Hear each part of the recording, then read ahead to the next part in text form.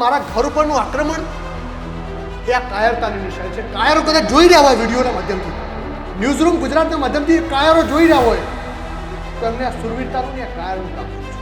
આ મારા ઘર ઉપર જે બુલડોઝર મોકલ્યું છે ને એ કાયરનું કામ કર્યું છે. અને સરકાર, તાનાશાહી તંત્ર, મ્યુનિસિપલ કોર્પોરેશન એ કાન ખોલીને સાંભળી લે. કદાચ તમે અમારી ડાળીઓ કાપી નાખશો, અમને થળિયા કાપી નાખશો, અમે તો બીજ છીએ, ફરી ફૂટી નીકળીશું. અમે એ મહાત્મા ગાંધીના વિચારોના બીજ છીએ, અમે સરદાર પટેલના વિચારોના બીજ છીએ, અમે શહીદ ભગતસિંહના વિચારોના બીજ છીએ. અમને કાપી નાખશો તો અમે ફરી ઉભી નીકળીશું. ચંડોળા તળાવ છે તે ઘણું બધું બિનકાયદેસર રીતે થાય છે, બધું એમને અનલીગલી ચાલુ છે, અનલીગલી બાંધકામ છે, ત્યાં નહીં ફેરવવા દેતા. પણ અહીંયા અમારો જે વિસ્તાર છે ત્યાં બુલડોઝર ફેરવી દીધું છે. એટલે એવું પણ કહેવામાં આવ્યું કે ભાઈ અમને તો એવી વાત સાંભળવા કે સરકારે કોઈ એવી અફવા ઉડાડી કે અમારા રબારીવાસમાં મુસ્લિમ સમાજના લોકો રહે છે, ઘણા બધા એવા લોકો રહે છે, એટલા માટે એટલે બાંગ્લાદેશીઓ અહીંયા ઘૂસી ગયા છે, તમે રાખ્યા છે બાંગ્લાદેશીઓ, એવી વાતો ત્યાંના લોકો કરતા હતા. વાસ્તવિક મુદ્દાથી ધ્યાન ભટકાવવાની એવી સ્ટ્રેટેજી છે. હું ત્યાં રહું છું, ક્યાં કોઈ બાંગ્લાદેશી નથી રહેતા, ત્યાં કોઈ લોકો નથી રહેતા. માત્ર ને માત્ર લોકોને હિન્દુ મુસલમાનના નામે લડાવવાની આ નીતિ છે.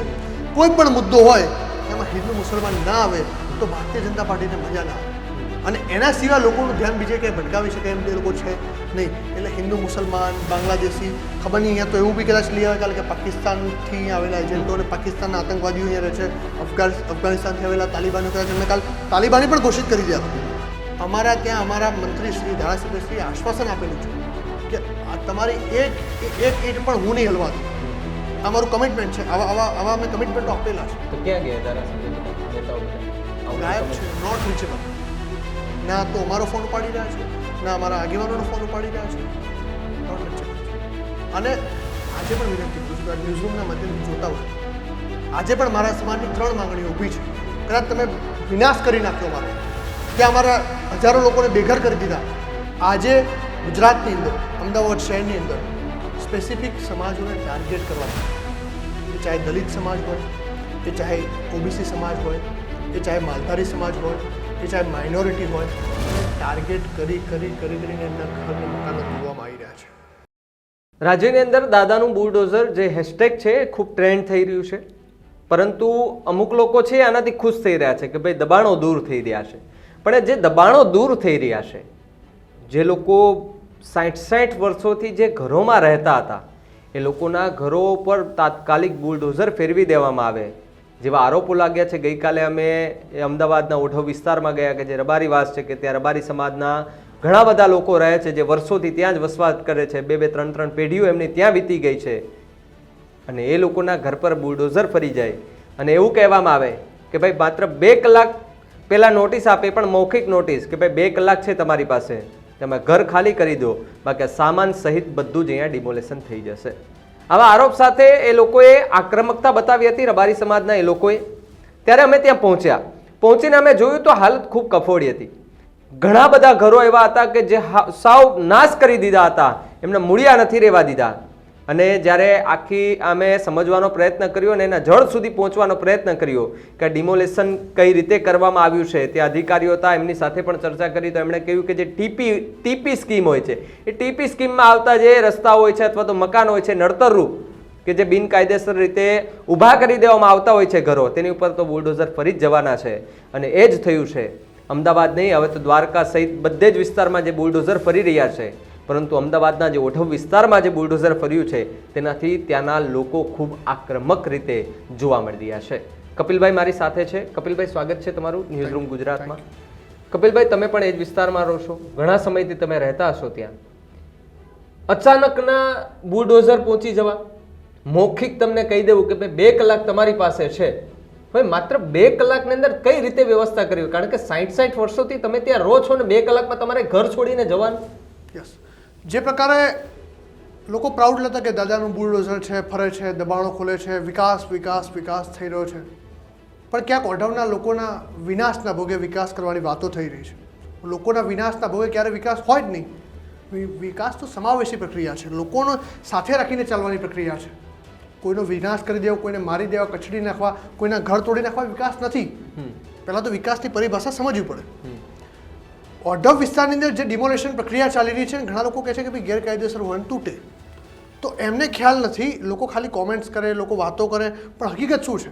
તો એ રબારી વસાહતમાં જે ડિમોલેશન ચાલી રહ્યું છે એ રબારી વસાહતના રિઝર્વ પ્લોટ છે. રિઝર્વ પ્લોટ એ સરકારે લગાવ્યા છે. એકચ્યુઅલીમાં છે અમારા કોમન પ્લોટ, અમારી સોસાયટી છે રબારી વસાહત. એમાં એ પ્રિમાઇસીસમાં અમદાવાદ મ્યુનિસિપલ કોર્પોરેશન કે ગુજરાત સરકારના નિયમ લાગુ નથી પડતા, અમારી પ્રિમાઇસીસ છે. મારી સોસાયટીના કોમન પ્લોટમાં શું બનાવવું, શું ડેવલપ કરવું એ મારે નક્કી કરવાનું હોય. એટલે કે અમારે જાતે નક્કી કરવાનું હોય. અમારી રજિસ્ટર્ડ સોસાયટી છે, રજિસ્ટર્ડ મંડળી છે, અમારી ઓડિટેડ મંડળી છે અમારા સોસાયટીની.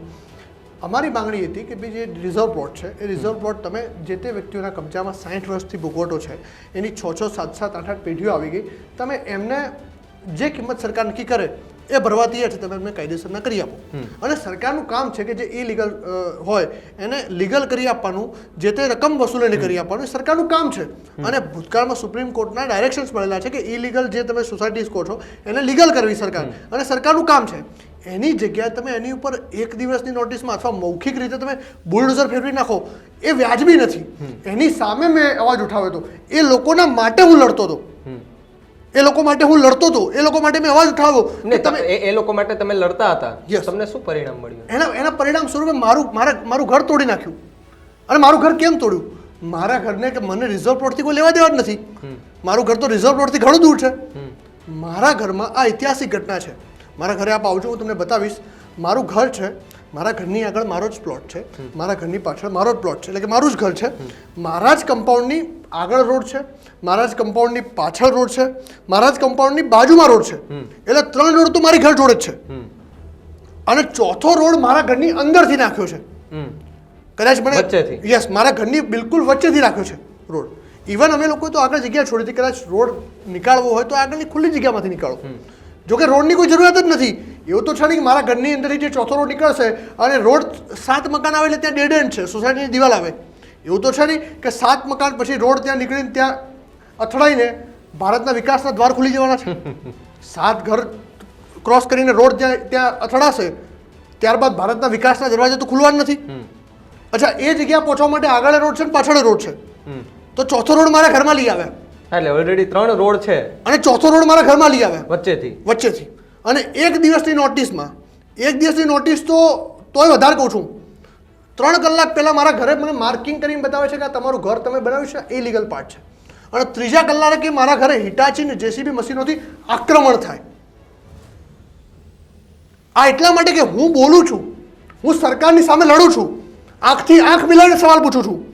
ભૂતકાળમાં 7 FIR મારી પર કરી છે, નથી દબાયો, નથી ઝૂક્યો, પણ મારા ઘર ઉપરનું આક્રમણ એ આ કાયરતાની નિશાની છે. કાયરો કદાચ જોઈ રહ્યા હોય વિડીયોના માધ્યમથી, ન્યૂઝરૂમ ગુજરાતના માધ્યમથી કાયરો જોઈ રહ્યા હોય તો એમને આ સુરવીરતાનું ને આ કાયરનું કામ કર્યું છે. આ મારા ઘર ઉપર જે બુલડોઝર મોકલ્યું છે ને એ કાયરનું કામ કર્યું છે. મારું કામ હતું લોકો માટે અવાજ ઉઠાવવાનું. હું વિપક્ષમાં છું, હું બોલીશ, હું લોકો માટે બોલીશ. તમે સાચા હો તો જવાબ આપો, તમે સાચા હો તો મને ખોટો સાબિત કરો. મારા ઘર ઉપર આક્રમણ કરવાનું આ કાયરતાનું કામ છે. સરકાર, તાનાશાહી તંત્ર, મ્યુનિસિપલ કોર્પોરેશન એ કાન ખોલીને સાંભળી લે. કદાચ તમે અમારી ડાળીઓ કાપી નાખશો, અમને થળિયા કાપી નાખશો, અમે તો બીજ છીએ, ફરી ફૂટી નીકળીશું. અમે એ મહાત્મા ગાંધીના વિચારોના બીજ છીએ, અમે સરદાર પટેલના વિચારોના બીજ છીએ, અમે શહીદ ભગતસિંહના વિચારોના બીજ છીએ. અમને કાપી નાખશો તો અમે ફરી ઉગી નીકળીશું. અમે કોઈનાથી દબાવવાના નથી, ના કોઈનાથી ઝૂકવાના છીએ. આજે હું ન્યૂઝરૂમના સ્ટુડિયો પર આવ્યો છું તો કોર્ટમાં મારો ધરપકડ વોરંટ રદ કરાવીને આવ્યો છું. અચ્છા, એટલે ધરપકડ વોરંટ જારી કરી દીધું. એ મારા એક જૂના કેસ તો ધરપકડ વોરંટ હતો, એ રદ કરાવીને ન્યૂઝરૂમના સ્ટુડિયો પર આવ્યો છું અત્યારે. એટલે સરકાર ગમે એટલા કેસીસ કરે, ગમે એટલી દબાવવાની કોશિશ કરે, કદાચ એક કપિલને મારશો 1000 કપિલ ભેગા થશે. અમે મહાત્મા ગાંધીના વિચારને લઈને નીકળ્યા છીએ, અમે બાબા સાહેબ આંબેડકરના વિચારને લઈને નીકળ્યા છીએ, અમે શહીદ ભગતસિંહના વિચારને લઈને નીકળ્યા છીએ. અને તાનાશાહો એની સામે લડીશું અને એક સ્ટેપ પાછળ નથી હટવાના. કદાચ મારું ઘર તોડ્યું છે ને, આ ન્યૂઝરૂમના સ્ટુડિયો પર કદાચ મારું આ પહેલું ઇન્ટરવ્યૂ છે મારા મકાન તૂટ્યા બાદ. હું યુથ કોંગ્રેસનો સિનિયર રાષ્ટ્રીય પ્રવક્તા છું, રોજ ટીવી ડિબેટ્સમાં જાઉં છું. આજે ન્યૂઝરૂમના સ્ટુડિયો પર મારું પહેલું ઇન્ટરવ્યૂ છે અને ન્યૂઝરૂમના માધ્યમથી કહું છું, કાલે જે કપિલ તાકાતથી લડતો હતો ને, આવતીકાલે બમણી તાકાતથી લડવાનો છે. એક લોકો કાયરો કાન ખોલીને સાંભળી લે, કારણ કે કાયરતાનું કામ કર્યું છે. અહીંયા સુરવીરની વાત થશે. અમે કાયરનું કામ ક્યારે નહીં કરીએ. અમારે પર્સનલ કોઈની જોડે દુશ્મની નથી. તમે મારી પર્સનલ દુશ્મની કરી શકો છો, મારી તમારા સાથે કોઈ દુશ્મની નથી. હું આજે પણ તમને પ્રેમ કરું છું. અમે તો નફરતના બજારમાં મોહબ્બતની દુકાનવાળા લોકો છીએ. અમે તો આજે પણ પ્રેમ કરીશું. પણ હા, અમે લોકોના મુદ્દા, તમે કોઈના ઘરે બુલડોઝર ફેરવશો તો અમે અવાજ ઉઠાવીશું ને બોલીશું.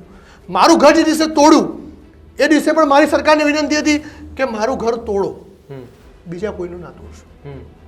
મારું ઘર તોડતા હતા એ ટાઈમે હું કહેતો હતો, હું મારું ઘર તૂટી રહ્યું હતું ને સામે મિટિંગ કરી રહ્યો હતો કોર્ટમાં પિટિશન દાખલ કરવા માટેની. અને જે ટાઈમ મારું ઘર તૂટી રહ્યું હતું ને હું મારા બાજુવાળાના ઘર બચાવતો હતો કે યાર પહેલાં તમે આટલું મોટું મારું ઘર તમે તોડો, પહેલાં મારું ઘર તોડો, તમે ટાઈમ પછી ભળો તો બીજાનું તોડવા આવજો, અત્યારે ના તોડશો. અને તમારું ટાર્ગેટ હું જ છું ને, અને ટાર્ગેટ હું જ હતો. મારું ઘર તોડી નાખ્યું. તો તમને એવું લાગે મારું ઘર તોડીને ત્યાં રોડ પૂરો થઈ ગયો અને નીકળી ગયા. પણ મને અફસોસ નથી. હું આજે એમનો સરકારનો આભાર માનું છું કે મારું ઘર તોડ્યું તમે, બીજા લોકોના તમે હાલ પૂરતા રહેવા દીધા છે ને હવે ભવિષ્યમાં પણ આગળ ત્યાં કોઈ રોડની જરૂરત જ નથી.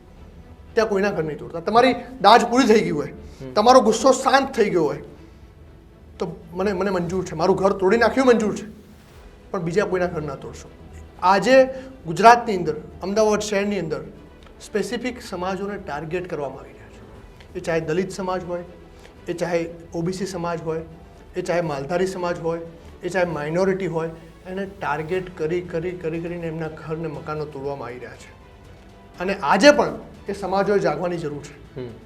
કારણ કે આ સરકાર, આ મનુવાદી સરકાર, મનુવાદી વિચારધારાવાળી સરકાર એ ઓબીસી, એસસી, એસટી અને માઇનોરિટીને આ અમદાવાદ શહેરમાંથી દૂર કરવા માંગે છે. અમદાવાદ શહેર એ ગુજરાતનું ફાઇનાન્શિયલ કેપિટલ છે. અને ફાઇનાન્શિયલ કેપિટલમાં માત્ર એમને ઉદ્યોગપતિઓને જમીનો પધરાવવામાં જ રસ છે. અને એના ભોગે આજે જે પછાત સમાજો છે એની સાથે આ વ્યવહાર કરવામાં આવ્યો છે. કાલે જ વિસ્તારમાં હું આવ્યો હતો ને ત્યાંના લોકો સાથે જ્યારે મેં વાતચીત કરી, ચર્ચાઓ કરી, ત્યારે એમણે એવું કહ્યું કે ચંડોળા તળાવ છે તે ઘણું બધું બિનકાયદેસર રીતે થાય છે, બધું એમને અનલીગલી ચાલુ છે, અનલીગલી બાંધકામ છે, ત્યાં નહીં ફેરવવા જતા. પણ અહીંયા અમારો જે વિસ્તાર છે ત્યાં બુલડોઝર ફેરવી દીધું છે. એટલે એવું પણ કહેવામાં આવ્યું કે ભાઈ અમને તો એવી વાત સાંભળવા કે સરકારે કોઈક એવી અફવા ઉડાડી કે અમારા રબારીવાસમાં મુસ્લિમ સમાજના લોકો રહે છે, ઘણા બધા એવા લોકો રહે છે, એટલા માટે એટલે બાંગ્લાદેશીઓ અહીંયા ઘૂસી ગયા છે, તમે રાખ્યા છે બાંગ્લાદેશીઓ, એવી વાતો ત્યાંના લોકો કરતા હતા. બાંગ્લાદેશીઓ, અમદાવાદ શહેર અને બાંગ્લાદેશ વચ્ચેનું અંતર તમે જાણો છો? અમદાવાદનો ઓઢવથી બાંગ્લાદેશનું અંતર એપ્રોક્સિમેટલી 6000 કિલોમીટર છે. એ 6000 કિલોમીટર બાંગ્લાદેશીને રોકવાની એ જવાબદારી કોની છે? એ કેન્દ્ર સરકારની છે, એ રાજ્ય સરકારની છે. અહીંયા સુધી આવ્યા કઈ રીતે? તો તમે અમને સવાલ કરો તો સૌથી પહેલો સવાલ થાય કોને? આપણી બોર્ડરની અંદર તમારી તાકાત નથી, તમે આપણી બોર્ડરની સુરક્ષા કરી શકો? કોઈ બાંગ્લાદેશી અહીંયા ઘૂસી કઈ રીતે શકે? પણ વાસ્તવિક મુદ્દાથી ધ્યાન ભટકાવવાની એમની સ્ટ્રેટેજી છે. હું ત્યાં રહું છું, ક્યાં કોઈ બાંગ્લાદેશી નથી રહેતા, ત્યાં કોઈ લોકો નથી રહેતા. માત્ર ને માત્ર લોકોને હિન્દુ મુસલમાનના નામે લડાવવાની આ નીતિ છે. કોઈ પણ મુદ્દો હોય એમાં હિન્દુ મુસલમાન ના આવે તો ભારતીય જનતા પાર્ટીને મજા ના આવે.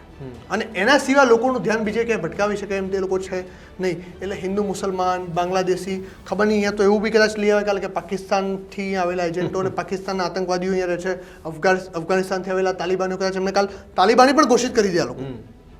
આ લોકો તો અહીંયા તો અમે ટાર્ગેટ છીએ, મારો સમાજ ટાર્ગેટ છે. ત્યાં એકલો માલધારી સમાજ નથી, ત્યાં દલિત સમાજ પણ છે. દલિત સમાજના રબારી વિસ્તારમાં 30 મકાનો છે, રજપૂત સમાજનું મકાન છે, માળી સમાજનું મકાન છે, પછાત સમાજના મકાનો છે. અને અમે લોકો એમના નિશાના ઉપર છીએ. બંદૂકની અણી અમારા ઘરે ડિમોલિશન થયા છે. અને અમારા ડિમોલિશન એ રીતે થયા છે કે અમારા ઘરની અંદરથી સામાન નથી લેવા દીધો મને. મારા પોતાના ઘરમાંથી મેં સામાન નહોતો નીકાળ્યો. મારો સામાન અંદર હજારો લાખો રૂપિયાનો દટાઈ ગયો છે. હું તમને વિડીયો આપી શકું. આ માનવતા નથી. સુપ્રીમ કોર્ટની ગાઈડલાઈન છે કે મિનિમમ 15 દિવસનો સમય આપવો જોઈએ. કોઈ પણ ઘર ડિમોલિશ કરો તો શું 15 દિવસ એ ગાઈડલાઈન પ્રમાણે કામ થાય છે? એક દિવસ નોટિસ કઈ ગાઈડલાઈન મને બતાવો. તમે ક્યાં જોયું ગુજરાતમાં કે એક દિવસ નોટિસમાં મકાન ખાલી કરાવ્યું અને એક દિવસમાં ડિમોલિશન થયું હોય? 2010ની પોલિસી છે કે દરેકને મકાનની સામે મકાન આપવાનું, વૈકલ્પિક વ્યવસ્થા આપવાની, પછી જ મકાન તોડવાનું. ક્યાંય અમલ નથી થયો. એટલે આ બિલકુલ તાનાશાહી, અંગ્રેજોને સારા કેવડાવે ને એવા લોકો છે. અને એ નીતિથી કામ કરી રહ્યા છે. એક સમાજ, બહોળો સમાજ તમારો, એ બાજુ ને વસ્તી પણ સારી એવી, લગભગ વોટો છે એ બીજેપીમાં જતા હોય છે. ને મેં કાલે જ્યારે વાતચીત કરી ત્યારે તેના ઘણા લોકો હતા કે ભાઈ અમે તો ખોબલે ભારતીય જનતા પાર્ટીને મત આપ્યો છે, પરંતુ અમને નથી ખબર કે અમારા મતનો ઉપયોગ અમારે યારે આવું કરશે અને આવી રીતે થશે. કારણ કે એવી પણ વાત કરી કે ભાઈ એ સમાજના નેતાઓ કોઈ સરકારના એવા સ્થાન ઉપર પણ નથી જે તે અમે એમને કમ્પ્લેન કરી શકીએ અથવા તો રજૂઆત કરી શકીએ. ન તો અમારા સમાજના કોઈ એવા વડીલને એવા સ્થાન આપવામાં આવ્યું છે, ઉલટાનો અમારી પાસેથી વોટ લઈ જાય છે માત્ર હિન્દુત્વના નામે માત્ર વોટ લઈ જાય છે. પરંતુ પછી શું થાય, જીતી ગયા પછી સીધા જ અમારે ત્યાં આવે છે, બુલડોઝર ફેરવે છે. ન તો સ્થાનિક ધારાસભ્ય આવે છે, ન તો કોર્પોરેટર આવે છે, ના તો તંત્ર અમારું સાંભળે છે, ન તો કોઈ ઉપરી અધિકારી અમારું સાંભળે છે. તો પછી તમારા વોટિંગ સાથે તો મજાક જ થઈ ને. 100% વાત છે. કોઈ પણ પ્રતિનિધિનું એના માટે ક્યારેય જનતામાં ભેદ ન હોઈ શકે. આજે કોઈ પણ સમાજના લોકો હોય, ચૂંટાયેલો પ્રતિનિધિ એ તમામ લોકોનો હોય. આજે મારો વિધાનસભાનો મારો ધારાસભ્ય હોય તો તમામ વિસ્તારના લોકો, તમામ લોકોનો હોય, તમામ સમાજ, તમામ ધર્મના લોકોના હોય. એ ક્યારે ભેદ ન રાખી શકે. અને ભેદ રાખે તો એ રાજધર્મનું પાલન ન ગણાય. રાજધર્મનું પાલન કરવું પડે. હું કોર્પોરેટર તરીકે ચૂંટાયો હોઉં, ધારાસભ્ય તરીકે ચૂંટાયો હોઉં તો મારા વિસ્તારમાં કોઈ એક સમાજનો ચાહે 2 જ ઘરો હોય, ચાહે 5 લોકો જ રહેતા હોય, પણ એ મારા માટે બધા એક સમાન જ છે. ત્યારે ચોક્કસથી અમારા સમાજ સાથે ભેદભાવ કરવામાં આવે. અમારા સમાજે ખૂબ માન સન્માન આપ્યું છે. અમારા સમાજે આજે સત્તામાં બેઠેલા નેતાઓને પાઘડીઓ પહેરાવી છે. એ લોકોને માન સન્માન આપ્યું છે. એ લોકોને ખભે બેસાડીને ફર્યા છે. અને આજે એ લોકો સાથે ગદ્દારી કરી છે. આજે એ લોકોની પીઠમાં છરો ઘૂંપવાનું કામ કર્યું છે.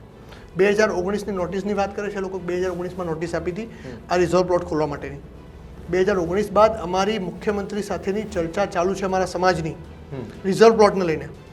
અમારા ત્યાં અમારા મંત્રી શ્રી, ધારાસભ્ય શ્રી આશ્વાસન આપેલું છે કે તમારી એક ઈંટ પણ હું નહીં હલવા દઉં. અમારું કમિટમેન્ટ છે. આવા અમને કમિટમેન્ટો આપેલા છે. તો ક્યાં ગયા ધારાસભ્ય બધા, નેતાઓ બધા? ગાયબ છે, નોટ રીચેબલ. ના તો અમારો ફોન ઉપાડી રહ્યા છે, ના અમારા આગેવાનોનો ફોન ઉપાડી રહ્યા છે. નોટ રીચેબલ છે. અને આજે પણ વિનંતી કરું છું કે આ ન્યૂઝરૂમના માધ્યમથી જોતા હોય તો આજે પણ મારા સમાજની 3 માંગણીઓ ઊભી છે. કદાચ તમે વિનાશ કરી નાખ્યો મારો, ત્યાં અમારા હજારો લોકોને બેઘર કરી દીધા, પણ ત્યાં તમે આજે પણ ભૂતકાળમાં 2019માં એક રિઝર્વ પ્લોટ ખુલ્લા કર્યા હતા, એની સ્થિતિ એની છે, એનો કોઈ ઉપયોગ નથી કર્યો. અમારા ત્યાં અમારી સમાજની માંગણીઓ લઈને ગયા છે કે અમારા જે મકાનો 295 મીટરના કાયદેસર કરી આપવા, હાઈકોર્ટનો ચુકાદો છે એ કાયદેસર કરી આપો. જે રિઝર્વ પ્લોટ ખાલી કરાયા છે, ખાલી કરાવ્યા છે, તમે ભલે તોડી નાખ્યા, પરંતુ જે લોકોના 60 વર્ષના ભોગવટા છે, પહેલો હકદાર એ છે, એને સરકાર ભાવ નક્કી કરે ને એને રિઝર્વ પ્લોટનો જે કબજો છે એ યથાવત રાખવા દેવામાં આવે. સરકાર ભલે પૈસા લઈ લે એમની જોડે, સરકાર જે ભાવ નક્કી કરે એ પૈસાથી તમને ફાવે ત્યાં વિકાસ કરજો, પણ કોઈનો વિનાશ નહીં કરતા. એ પૈસાથી તમે ફાવે ત્યાં વિકાસ કરજો લોકોનો. એ પૈસા લઈને અમને અમારા રિઝર્વ પ્લોટના જે પ્લોટ જે છે એ આપે. બીજી વસ્તુ, કદાચ એ ન આપે તો રિઝર્વ પ્લોટના હેતુનો ફેર ન થાય. આવા મુદ્દાઓ લઈને અમે અમારા સમાજના આગેવાનો પણ જવાના છે. અને વિનંતી પણ કરું છું, કારણ કે વિનાશ કરી નાખ્યો છે. કદાચ અમે બોલીએ છીએ, તો અમારું કર્તવ્ય છે કે ક્યાંક ખોટું થઈ રહ્યું હોય તો એની સામે અવાજ ઉઠાવવો, એની માટે લડવું એ અમારું કર્તવ્ય છે અને કરતા રહીશું. તમે મકાન તોડશો તો પણ કરીશું, ડબલ તાકાતથી કરીશું. તમે જેલમાં નાખશો તો પણ કરીશું. 15 દિવસ અંદર પૂર્યો હતો તોય નહોતો ઝૂક્યો, તો એને ખબર નહીં હોય કે હું આજે પણ મારું મકાન તોડશે તો હું નહીં ચૂકવાનો. હું લડવાનો છું વધારે તાકાતથી.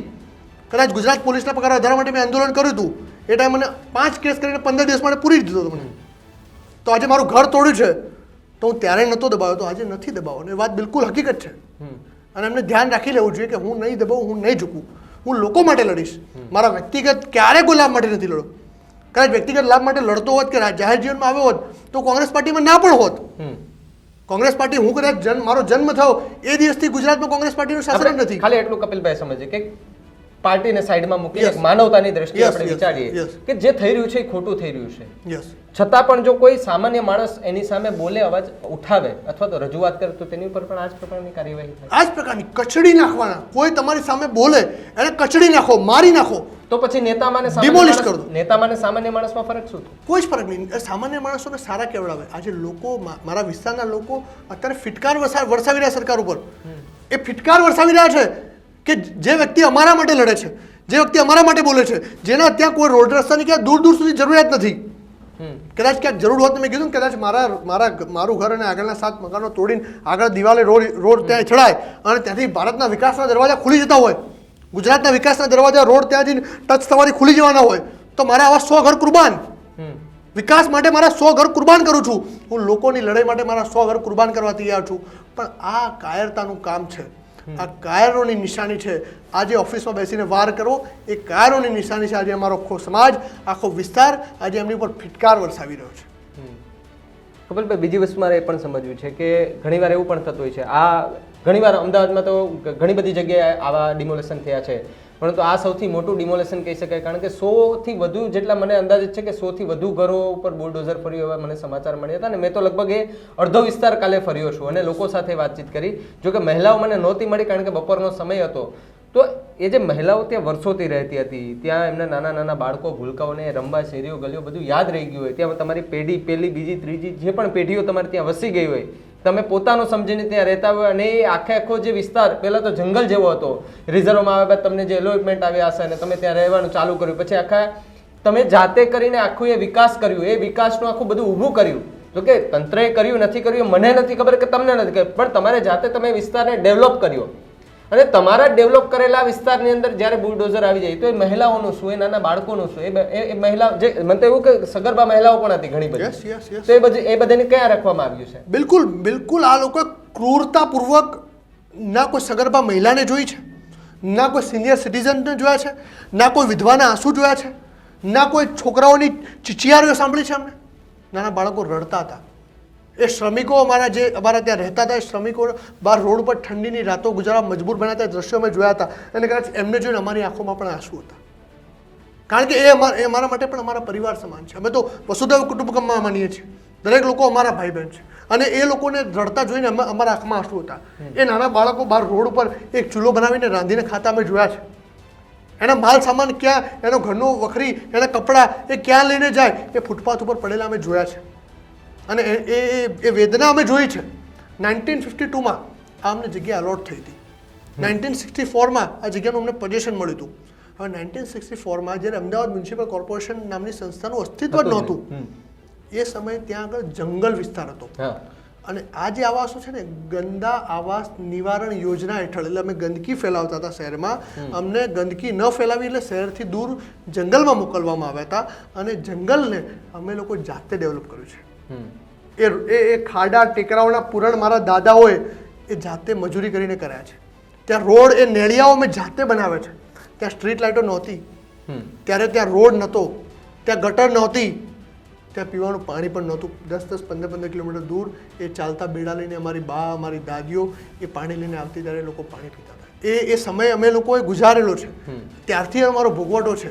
શહેર તો આજે અમદાવાદ ત્યાં પહોંચ્યું, એ તો ગામ હતું, ગામ પણ નહોતું, ત્યાં જંગલ હતું, અને જંગલમાં આજે ડેવલપ થયું, અને આજે કોન્ક્રીટનું જંગલ જે વધતું જાય છે એ અમારો ભોગ લઈ રહ્યું છે. આજ દિન સુધી અમે ત્યાં ગાયો રાખતા હતા, ત્યાં એક ગાય નથી રહેવા દીધી. અમદાવાદ શહેરમાંથી ગાયો નીકાળી દીધી. અમારો મુખ્ય વ્યવસાય હતો ગાય, પશુપાલન. અમે ગાયનું દૂધ નીકાળીને દૂધ લોકોને વેચતા હતા, અને એનાથી અમારું ઘર ચાલતું હતું. આજે અમારાથી ગાય છીનવી લીધી, અને ગાય છીનવી લીધા બાદ આજે અમારા મકાન પણ છીનવી રહ્યા છે. એટલે મેં પહેલાં કહ્યું કે અમારો સમાજ એ ટાર્ગેટમાં છે, હિટ લિસ્ટમાં છીએ અમે.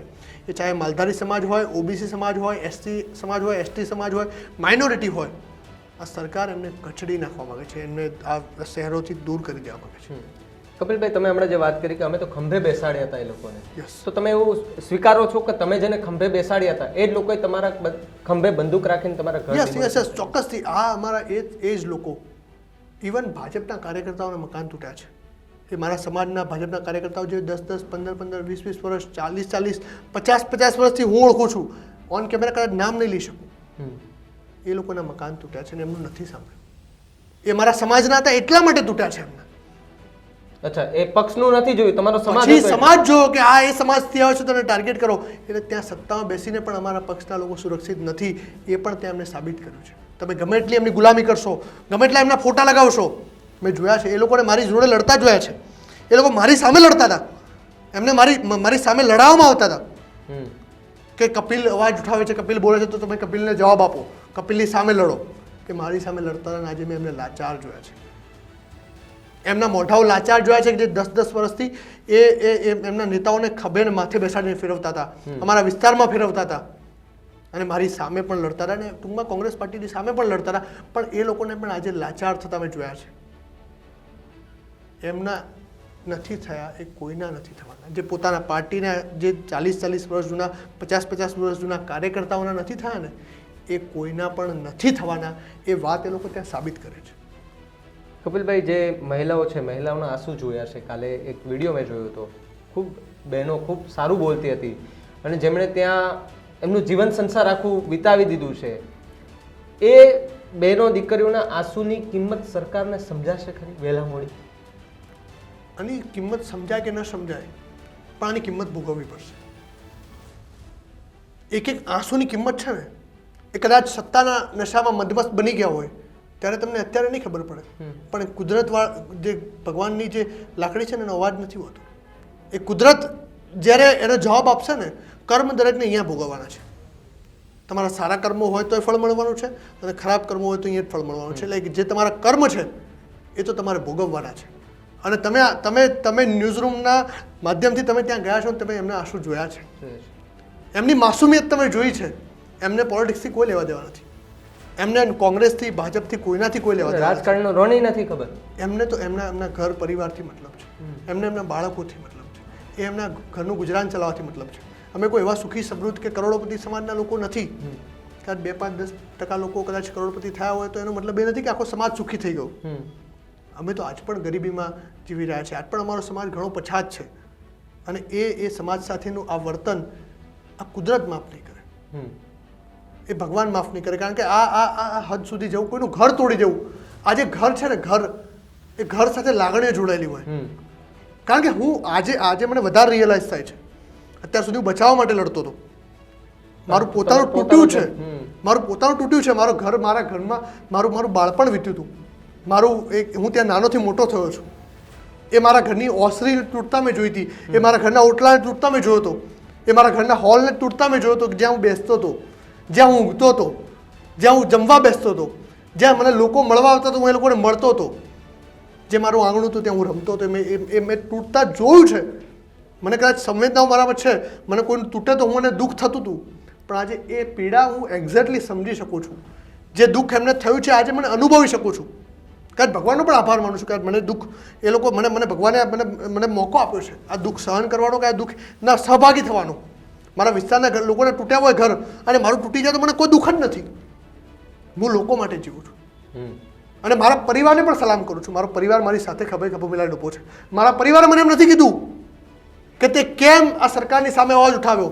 મારા પરિવારે મને નથી કીધું કે તું કેમ આવું કરે છે, આપણા ઘર ઉપર આક્રમણ થયું. મારા પરિવારે એમ કીધું છે કે બેટા તું ચિંતા ના કરીશ, તું સાચો છે, તું સાચા લોકો માટે લડે છે, તું લોકો માટે લડો છે, અમે તારી સાથે છીએ. આજે હું પોતે ભાડે રહેવા મજબૂર થયો છું. મારું પોતાનું ઘર તૂટી ગયું છે, ને હાલ હું ભાડાના મકાનમાં રહેવા મજબૂર થયો છું. પણ મને સહેજ પણ અફસોસ નથી. હું ન્યૂઝરૂમના માધ્યમથી હસતા મોઢે કહું છું કે હું બમણી તાકાતથી લડવાનો છું, અને બમણી તાકાતથી લડવાનો છું. મેં ગુજરાત સરકારને 3 વાર ઝુકાવી છે, ને હવે 3 વારની 300 વાર ઝુકાવવાનો છું. અને મને બેઘર કર્યા છે એ લોકોએ, હું એ લોકોને સત્તામાંથી બેઘર કરવાનો છું, બેદખલ કરવાનો છું, અને જ્યાં સુધી નહીં કરું ત્યાં સુધી હું લડવાનો છું. એક છેલ્લે મારે એ પણ સમજવું છે કે જે આખો તમારો સમાજ છે, અને સમાજને ટાર્ગેટ કરવાની જે વાત થઈ રહી છે, અને ગઈકાલે જે આખી ચર્ચાઓ થઈ ત્યારે જ્યાં લોકો હતા એમની સાથે વાતચીત કરવામાં આવી તો ભાઈ અમારો એક જ એવો સમાજ છે કે જેને પ્યોર ટાર્ગેટ કરવામાં આવે છે. એ પછી એના સાથે સત્તામાં જોડાયેલા લોકો ભલે ન હોય, એ પણ સમાજ તમારો છે, એમને પણ ટાર્ગેટ કરવામાં આવે છે. ત્યાં રહેતા લોકો છે એમને પણ ટાર્ગેટ કરવામાં આવે છે. પહેલા ગાયો માટે ટાર્ગેટ કરવામાં આવે, ભાઈ ગાયો અહીંયા નહીં રાખવાની, એમને સીધી ઢોરખાનામાં મૂકી દેવાની, તો ત્યાં પણ ગાયો કે જે તમારા માલઢોર છે એ પણ ત્યાં સેફ ન રહે. એટલે પહેલા તમારી પાસેથી ગાયો છીનવી લેવાના પ્રયત્ન થયા, હવે તમારા ઘરો છીનવી લેવાના પ્રયત્ન થયા. તો પછી હવે માલધારી સમાજ, રબારી સમાજ શું કરશે? કઈ એની રણનીતિ કઈ હશે ખરી? હવે ચોક્કસથી અમે હવે કાલે અમારા આગેવાનો કહ્યું એમ કે હવે અમે કફન બાંધીને નીકળીશું, અલગ જગાવવા નીકળીશું, અને આ ઓઢવની ઘટના એ અમે ગુજરાતના છેવાડે લઈને જઈશું, અને લોકોને કહીશું.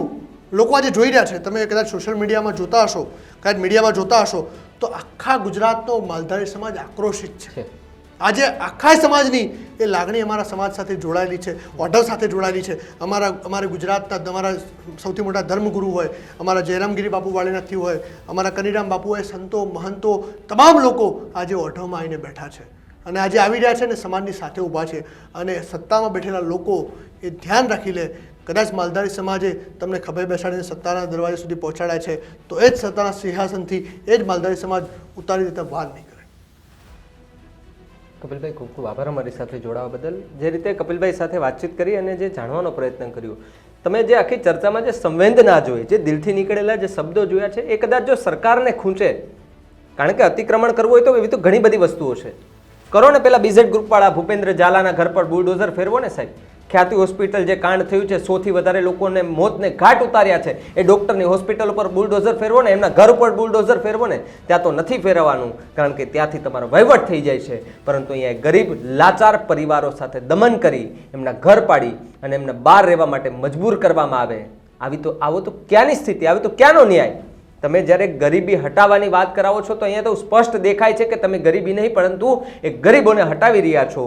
અને જે લાગણીઓ સામે આવી રહી છે, જે મહિલાઓ બોલી રહી છે, એ પરથી સરકારે હવે સમજી જવું જોઈએ કે જે થઈ રહ્યું છે ને, જે ટાર્ગેટ કરવામાં આવી રહ્યું છે, એક વ્યક્તિને ટાર્ગેટ થતો હોય તો આપણે માનીએ કે ભાઈ એક વ્યક્તિને ટાર્ગેટ થાય છે, પરંતુ અહીંયા આખા એક સમાજને ટાર્ગેટ કરવામાં આવી રહ્યો છે.